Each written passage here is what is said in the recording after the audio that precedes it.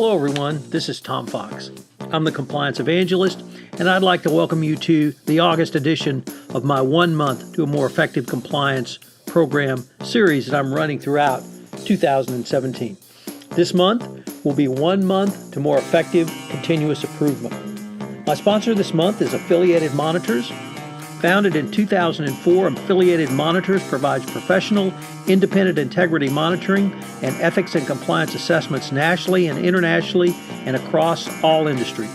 With its knowledge of effective ethics and compliance programs and cultures, Affiliated Monitors is respected for its work as the corporate monitor on matters ranging from multinational corporations to small and mid-sized companies, and even individuals. Having served in over 500 monitorships, no one has more experience as an independent monitor than the team at Affiliated Monitors. For more information on how an independent monitor can help improve your company's ethics and compliance program, I would urge you to visit Affiliated Monitors at www.affiliatedmonitors.com. As I indicated, this month we're going to look at 1 month to more effective continuous improvement. We're going to consider auditing and monitoring, the different types of auditing that you can do, from third-party auditing, supply chain, data risk auditing, culture auditing against fraud. We're going to talk about control testing. We're going to look at continuous improvement through the use of big data. We're going to look at measuring effectiveness, risk-based monitoring, email sweeps as monitoring, and listening as continuous monitoring. I think you're going to find it a fascinating month, and I'm sure at the end of the month you will have picked up multiple lessons on what you can do to improve your compliance program around continuous improvement. This is Tom Fox. Thank you very much for joining me on this episode, and I hope you'll join me for the entire month. This 2017 1 month to a better compliance program podcast series is a part of the Compliance Podcast Network. Day 21, Continuous Improvement in your Code of Conduct. Continuous improvement also requires that you consider the backbone of your compliance program, your written code of conduct, policies, and procedures. Under Prong 9, in the Department of Justice's evaluation of corporate compliance programs, it states, under Evolving Updates, how often has the company updated its risk assessment and reviewed its compliance policies, procedures, and practices? What steps has the company taken to determine whether policies, procedures, and practices make sense for particular business segments or subsidiaries? Moreover, under Prong 4, the evaluation considers not only the design of your code of conduct, but its accessibility with a variety of questions and factors. These include what was considered for your code of conduct, how the code of conduct improvement was implemented, whether the gatekeepers were consulted, and most importantly, whether they bought into the entire process. Finally, and most importantly, is your code of conduct accessible to all employees? This means both in language and in spirit. The cornerstone of any compliance program is recognized to be your code of conduct. But a code of conduct is not a static document, it's a dynamic document. And that's the whole precept behind continuous improvement. It needs to be evaluated and updated as circumstances warranted. Yet updating should not be performed in an ad hoc manner. As was noted in the FCPA 2012 FCPA guidance, your compliance program should be thoughtful and well considered.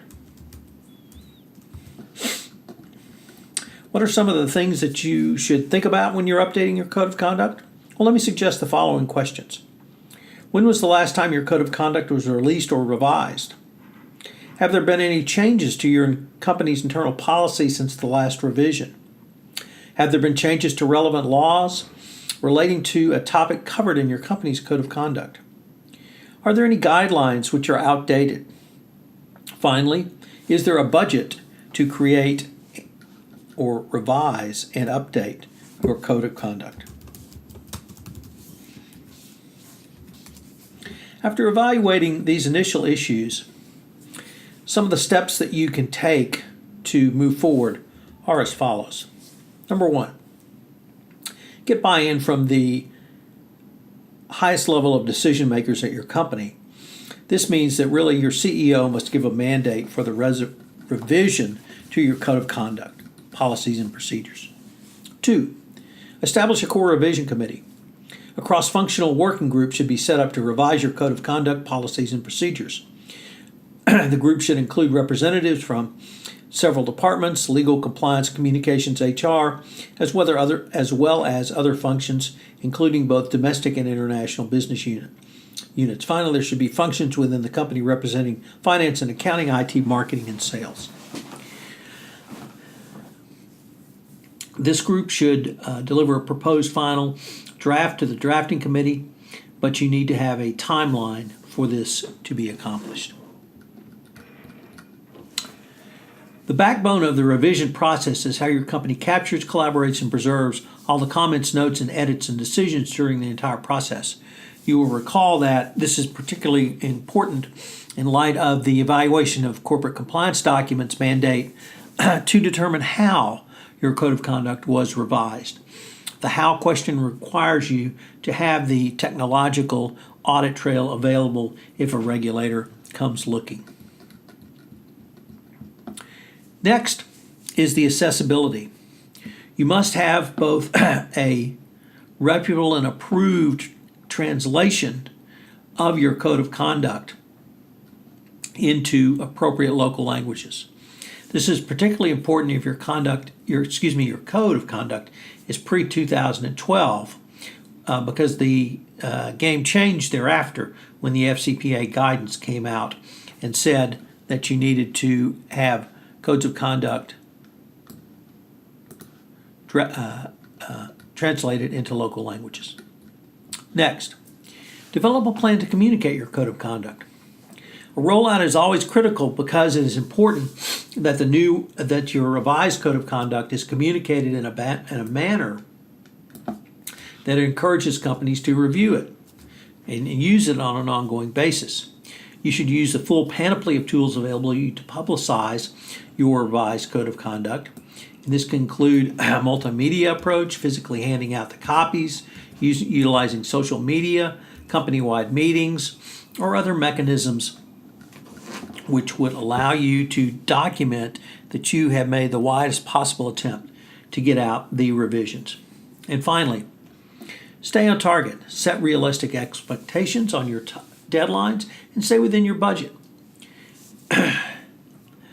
Most compliance practitioners do not think of the code of conduct as part of a continuous improvement, but the evaluation of corporate compliance program document made clear that this is something that the department is taking a very close look at. They want to know what's your process for not only designing but also implementing new policies and procedures, who has been involved, have the business units been consulted prior to the rollout of the implementation. You have to have codes of conduct and policies and procedures which obviously prohibit illegal conduct, but have you assessed whether these have been effectively implemented? Have the functions for ownership held supervisors accountable?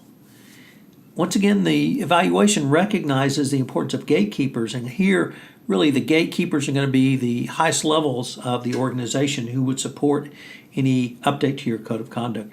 And finally, don't forget accessibility. How has your company communicated the policies and procedures to relevant employees, but also relevant third parties? And have you evaluated the usefulness of not only your code of conduct and your policies and procedures?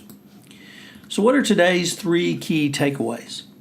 Well, first of all, it should really be self-obvious that continuous improvement includes your code of conduct, policies, and procedures. Second, when was the last time you assessed and updated your code of conduct? And make independent determinations of those. And finally, who, what, and how are important issues of continuous improvement for your code of conduct. This is Tom Fox. I hope you've enjoyed me for day 21 of continuous improvement for your compliance program, and I hope you'll join me tomorrow for our final day of August on day 22. Thank you for listening. This is Tom Fox again. I'd like to thank you for listening to this episode of 1 month to more effective continuous improvement in your compliance program.